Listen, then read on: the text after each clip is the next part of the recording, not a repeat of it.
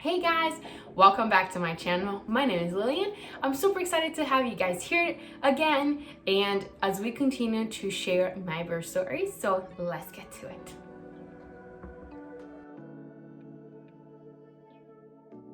One of the things I did a lot was walk. I used to walk so much. One time, and this has to do like going to the birth story, so I don't know if that's your next question. How was your delivery? Yes. Okay, so I'm already gonna go into let's go.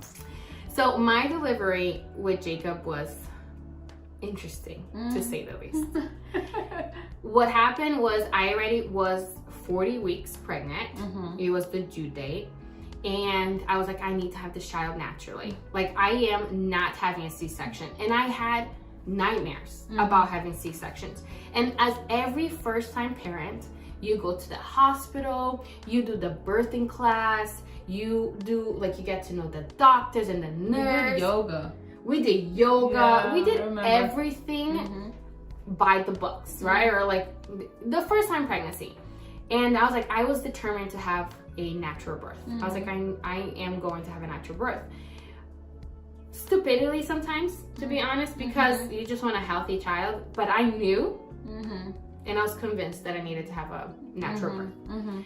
So I would walk a lot. And I remember walking one time, I think for about an hour and a half. And yeah, it was from the house I lived in to a supermarket that I actually should Google this, how many miles it was, but we'll add it in later. And I walked with my mom. This is like 40 weeks pregnant. And then I got there to the supermarket and I was like, hubby, I can't walk back. I need you. Come get me. Should pick me up right now. Right now. But I will walk so much because I was like, I need to have this baby naturally. So the day he was born, I was walking with my mom in the neighborhood and I went to go to the bathroom when we got home and I was bleeding. And I was like, oh crap, I'm bleeding. So I called the doctor, they're like, come check. I got to the hospital, like, oh no, that's just your mucus plug. But I was in the best room that the hospital had. It was the largest room. And I looked around and I was like, yeah, I'm having my baby right here. It's gonna be today. And the nurse came to me, she's like, honey, sweetie, you're not even 1 centimeter dilated. It's just your mucus plug, go home, you don't wanna be here. And I'm like, can I just do? But I want to be I was here. like, this room's the biggest one. Like, it had a jacuzzi. Like, I was like, I want to be here.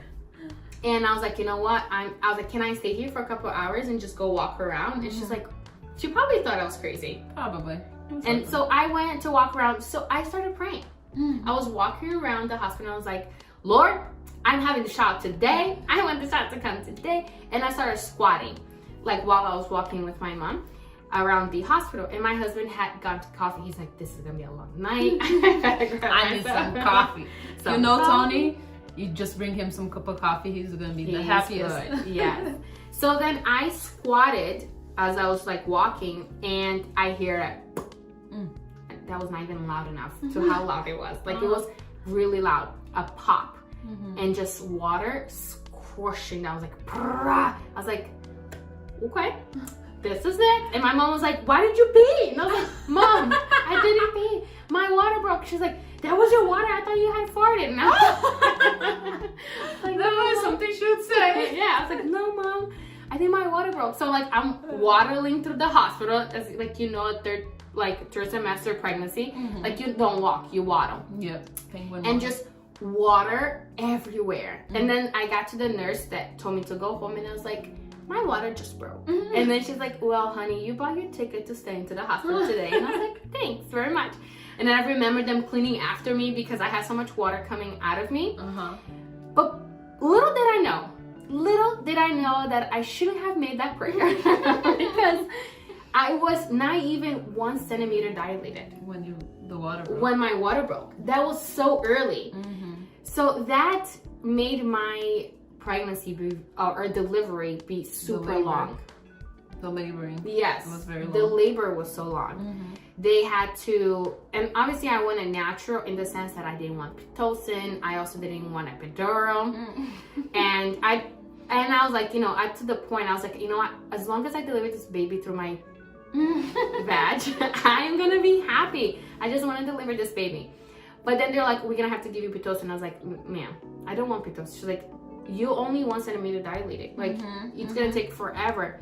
So I was like, let me try and do other things for me to be able to. You did the ball. I did the ball. I did massages. But because my water broke, I couldn't go in the jacuzzi. Oh. So it defeated the purpose. I wanted to stay in that room. That's so true. That's so true. You know, when your water breaks, apparently through hospital rules, right? Because if you do not, like, at home, it's totally different. And I was like, okay, fine. Give me that Pitocin because this baby ain't coming out. I wasn't dilating. I was only 3 centimeters. And I was screaming. I was like, give me the Pitocin. I remember FaceTiming Tony. He was like, Debbie, I don't think this is a good time, but here. And you're like, ah. It was so painful. And I had back labor. Yeah. And if any mom out there have ever had a back labor, you know that it's like a completely different ballgame. Yeah. So I had back labor. My water had broken, which makes your labor even more intense. And they gave me Pitocin. And I was like, well, I'm going to die. So someone give me something to make this go away.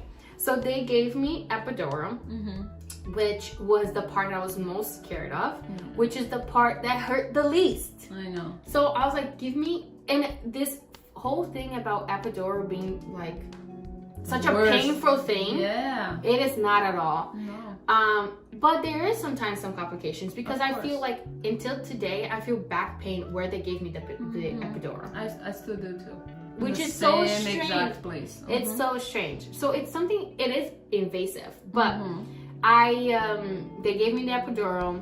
Then I was fine. I was able to sleep, and the epidural started wearing off.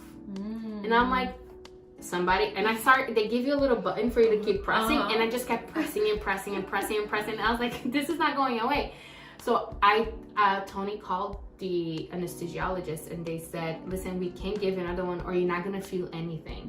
And I was like, I don't want to feel anything. I want this baby out, but I don't want to feel anything. Which another rookie mistake, I would say, because I would have preferred have felt everything than not feeling anything at all.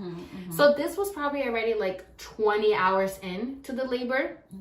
And to point out, I felt nauseous. Like I was throwing up just that fluid, and I'm just like all over this again. Like I can't take it. My mom is like passing out. Like poor mom is like all worried, thinking I'm dying too. And then I remember because when I did my prenatal, I did it at the hospital clinic. And I knew I didn't want to have my doctor, the clinical doctor, to deliver my son, but she was there. She was there. And looking back now, I think this was her first delivery. Because I felt like she didn't know what she was doing. Even the nurse was like, we're gonna send her away and then we're gonna try it. Because I remember they're pushing, and I was pushing for, like, honestly, it felt like forever. It was probably like over an hour. And they're like, your baby's not coming out, your baby's not coming. And she told me that like, a bone of mine wasn't, I don't know, it was a lot. But so they're like, oh, she's not gonna push anytime soon. So then I looked at the nurse and I was like, excuse me? Like, I need to push the baby. She's like, no, honey. And she looked at me and she was like, kind of like winking to make sure that I didn't say anything because they wanted the doctor to go away. Oh, okay. So the doctor went away and they're like, okay, I'm gonna push. I remember her standing in front of me. She gave me a towel because I couldn't feel anything. A towel so I can pull to like push. Oh, okay, I get it. So I can like kind of like crunch because I couldn't feel anything on my stomach. Because you got the boost, like I had, Okay.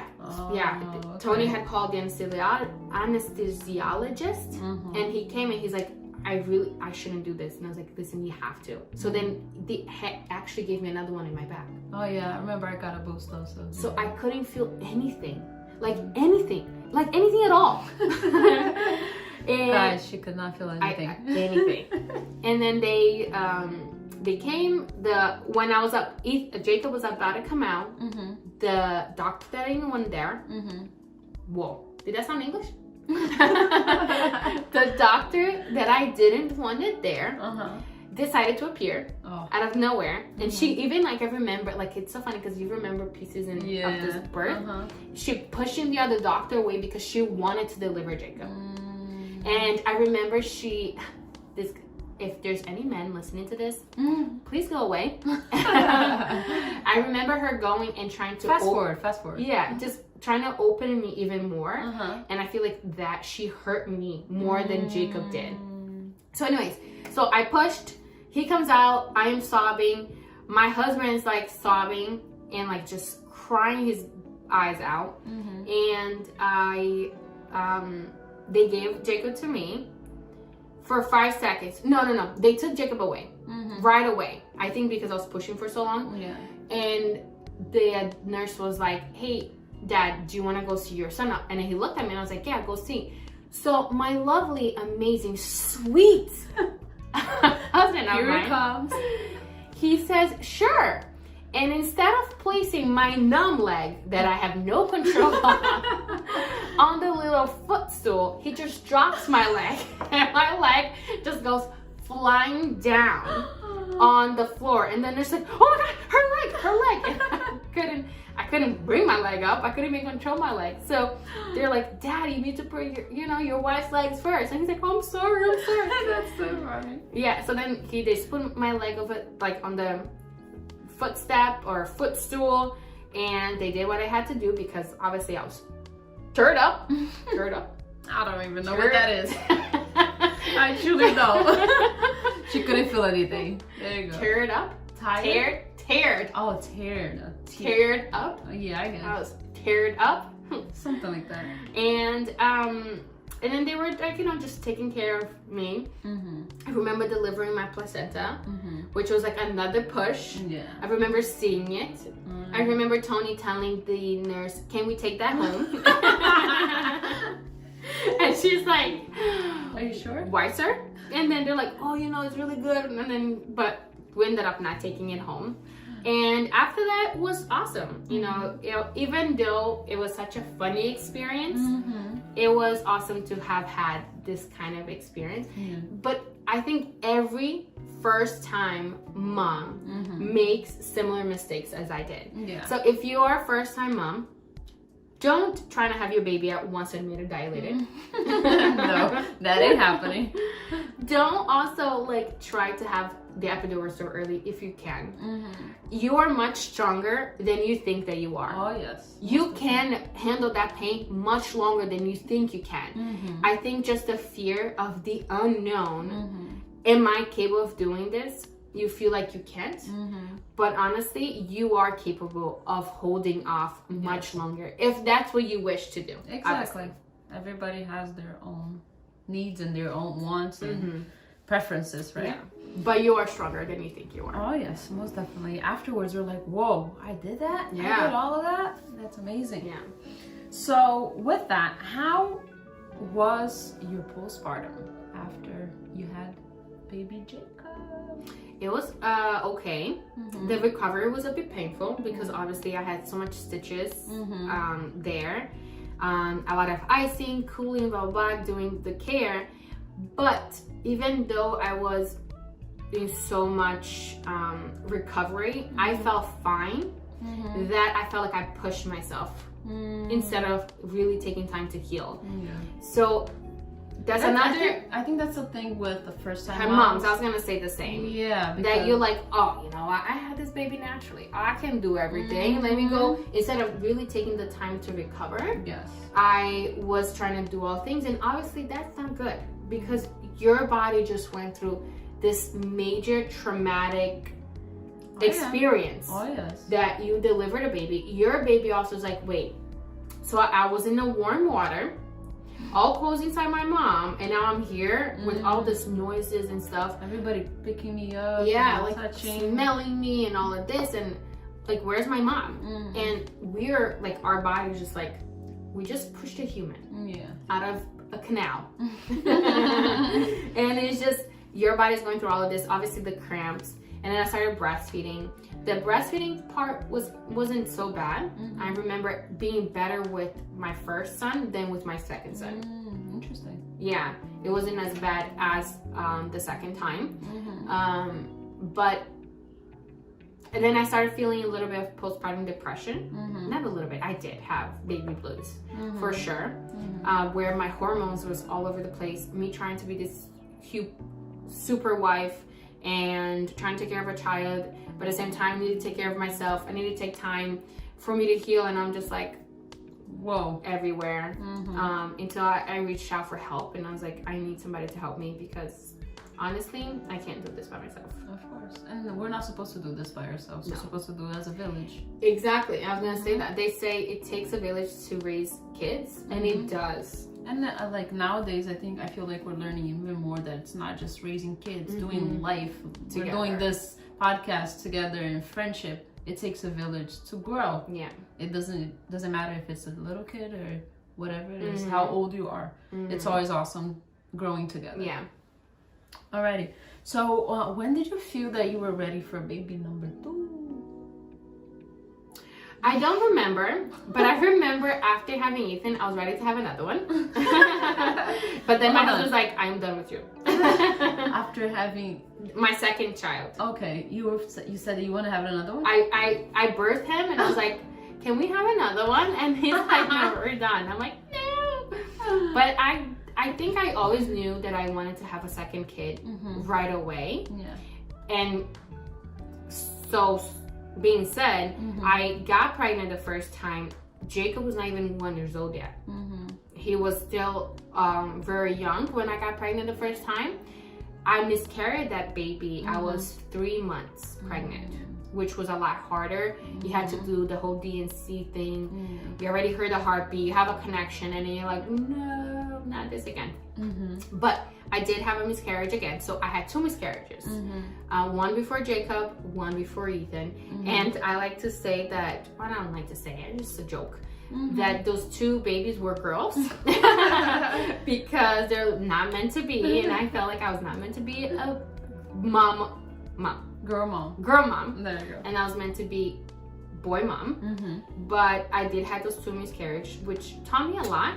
But I think that with Jacob being pregnant with him, having that miscarriage made me even more insecure about everything. The second time, I was like, it was more of a shock and more painful than the first time. Yeah.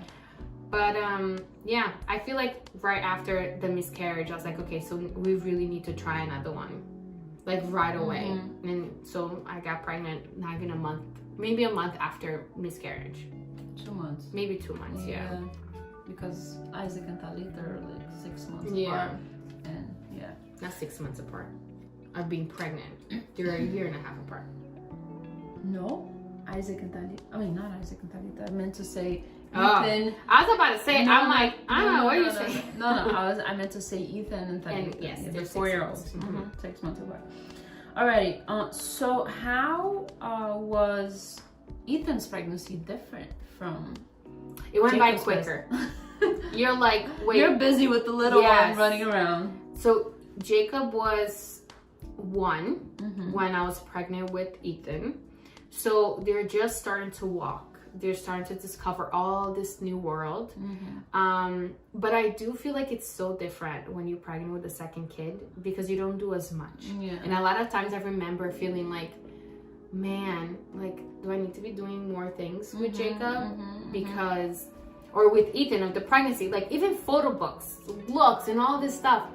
But I think you're also so tired from taking care of a toddler and being pregnant. Growing a human. Yeah, and being pregnant. So it was different. I was sick for the first trimester with throwing up again, the nausea, heartburn. Oh my God, I felt like I was growing a Chewbacca. Chewbacca. Chewbacca. What's a Chewbacca, guys? Listen, this is uncommon. Yeah, very. But okay. What's the name of the thing again? Chewbacca? No, Chewbacca. Chewbacca. I was like so much heartburn, so much. Yeah. But it was different. It was easier in a sense, but also hard because you don't fully enjoy. Yeah, because you're... Yeah, but I felt like I was still glowing and beautiful and just all the good I feel like you enjoyed the pregnancy itself a little more with Ethan because like the pregnancy... I knew it was the last one. No, and also you weren't so sick through Yes. through it all. And I showed a lot earlier. Yeah, that's true. You know, it's a little bit of fat in there too, but you know, a baby too. She was happy to have a round belly. Mm-hmm. Alrighty. So the last question of the day.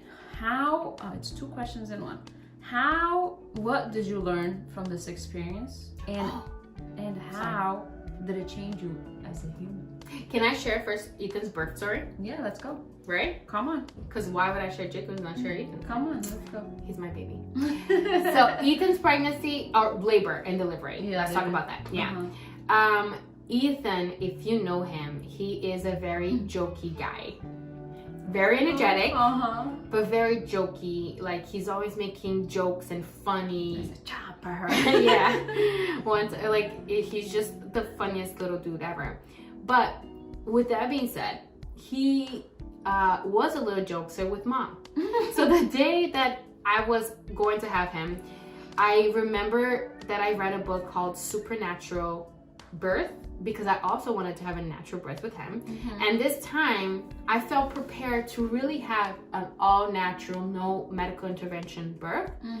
But in the back of my mind, I kind of had a little bit of fear. And I think that if it was now, I would probably have it all natural, because I feel like I'm mentally stronger than before. But I knew I could do it since I had Jacob. And I knew for a fact I wanted to be different, the experience and how we had him. I went to the doctor because I was having constant contractions, but they weren't painful. And I'm like, whoa, this is a breeze. This kid's gonna be awesome. I was having contractions up to the point that I got to the doctor.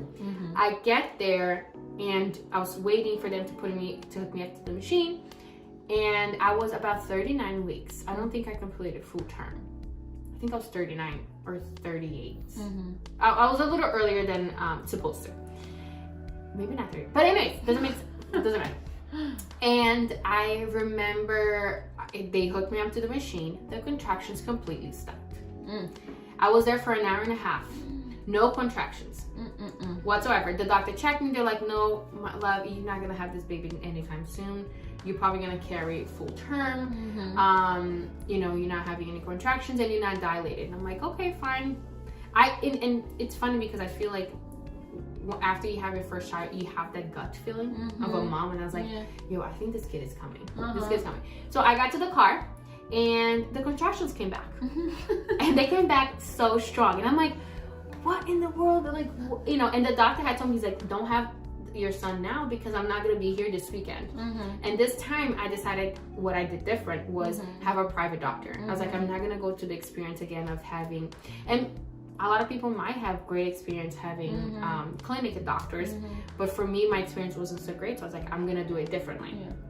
So I had a private doctor, and I got to the car and we were driving. I'm like, babe, these contractions are getting stronger. And I went home and I had those medicine balls, and I was just jumping the ball. My mom came over and she was like, okay, you think you're gonna have this baby? I'm like, I think. The contractions just getting stronger and stronger. So I remember I was like, okay, I'm gonna go upstairs, fill up my tub, I'm gonna watch a movie and just lay in the tub for a few minutes. And once I lay in the tub, the contractions were like, they subsided. And this is a tip: if you want to have a natural birth, stay in place that you have a lot of water. That helps your contractions to ease off. And once again, my contractions were in my back. My kids just, they want to turn their stuff around and come a different way to the world. And I remember laying there, and I got up and I was like, okay, I'm tired of laying here. And I got up. As soon as I got up, I felt so much pain in my back. It came all rushing. And I was like, oh crap. So I went and I laid. And back labor, you don't find any comfortable position. So it didn't matter what I did. I was in the ball. I tried sitting in a different way. And I'm like, this is not comfortable. So we started timing the contractions, and I was like, okay, I'm gonna try to hold as much as I can, because I felt from past experience, if I'm feeling this much pain, I'm only like 2 centimeters dilated. The doctor had just told me I'm not dilated at all. I'm like, I'm not gonna go early to the hospital again. So I remember it was about 11 o'clock, we started timing them, and by 1:30 in the morning, I was like, I'm done. Like, I don't care how far along I am. This hurts. We need to go to the hospital. So we called my mom, we drove, and I remember driving to the hospital and like, and what they say, it's true, like the pain comes and you can't even talk. And then when it's gone, you're like, okay, so what were we talking about? And it was just so painful, but they become so consistent that I was like, I couldn't talk for a very long time. So I got to the hospital and they're making me do all this questionnaire.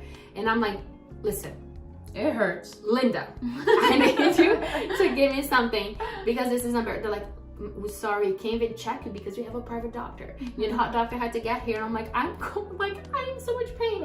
And I remember this guy asking me all this question. I'm like, I looked at him and I said, if you don't stop asking me these questions, I'm going to punch you in your face. Give me the epidural. Like, once checked you, we talked to your doctor, we'll send you up. So they checked me. I was 7 centimeters dilated. Whoa. Which I was like, winning. And I got to their room. They already had the epidural for me. They gave me the epidural. A few hours go by, and the epidural this time wasn't so strong. So I felt everything. I felt the contractions. I felt my leg. I moved around. I was sitting while having Ethan. And the doctor came. She's like, oh, let me just check you. She's like, oh, you're full. You're phased. You opened. Just let me know when you're having contractions. So she's sitting there having a conversation with another doctor, not looking at me, and I'm just. No one was holding my legs. My legs were just open.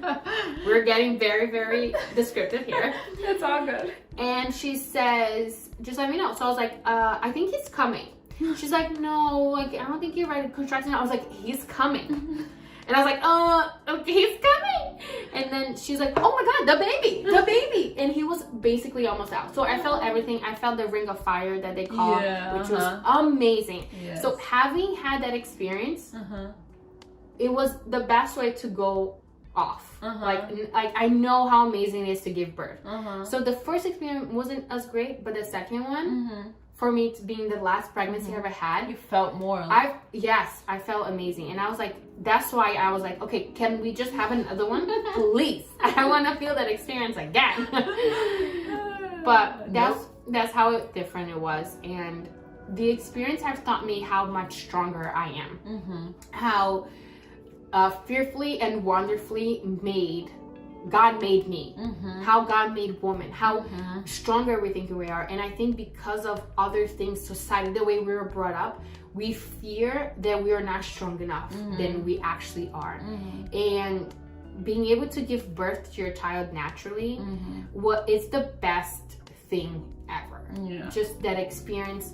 I wish that it had gone completely natural with no epidural, nothing, but I'm thankful for epidural because it helped me through the last little bit that I needed the help. It helped you relax a little bit. And gain strength. It made things go smooth, and it was just an amazing experience. Like, I remember getting Ethan because he was the last one and just smelling him. And I was like, that baby smell. I don't want to ever give him a shower. And I remember they're trying to take him, and I was like, do not shower him. Like, he has a smell. But that was the experience. I feel like I grew a lot from that. And being able to experience both worlds was amazing. And the postpartum wasn't bad either. Breastfeeding was a lot harder with the second one than it was the first one. And overall, it was a great experience. That's amazing. That's an awesome birth story, dude. I haven't heard it in a while, so it's cool to go back. And I was listening and trying to remember. Oh, I remember she called me and she told me this, and oh, I didn't know this part. So it's pretty cool. Alrighty, guys. So that was Lily's birth story, and I hope that you were encouraged. I hope that you got some awesome tips that definitely was there, and get ready, because next week you're gonna be hearing from me, my birth story. Do you have anything else to say? No, just thank you so much for sticking to us through all of this. Yes. And excited to share with you guys. And don't forget to like, share with all your friends, and subscribe to our channel, our podcast. I have a YouTube channel too where this is gonna be going up too. So if you want, go check it out. It's gonna be in our social media links. And go follow us on social media too, and share with all your friends. Come on. We appreciate you all. God bless. You guys are awesome. Bye-bye. Woo! That was a lot. I can't.